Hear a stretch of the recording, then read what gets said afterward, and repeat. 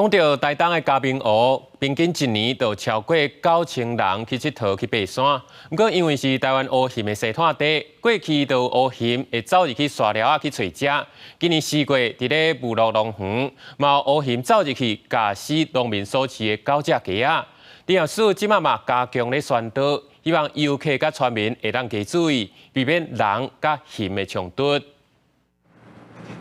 拍开嘉明湖国家步道2间山屋营地登记网页，拢总176个床位，7月份差不多逐工客满。台东林保分署统计，嘉明湖平均一年有超过9000人来爬山，是热门爬山路线，尤其是休热团客特别多。嘉明湖嘛是台湾乌蚬真正出现的所在，捌有乌蚬走入去山屋。林业署台东分署已经加强防蚬设备，搁再提醒爬山人是物爱保管的好，唔通声蚬来。万一如果说在山屋有碰到黑熊的情形的话，第一个时间我们就是希望你能够尽量的去把自己保持在一个安全的区域。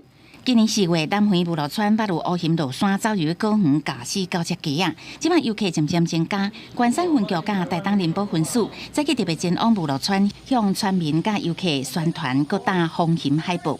OK。如果发现台湾黑熊的踪迹，除于求生5部曲，先求自保外，并拨打110或119。台东林保分署提醒爬山的人，乌蚬落山主要是要找食物，袂主动攻击人。若做伫山区看到乌蚬，安静离开，减少发生人甲蚬的冲突。记者综合报道。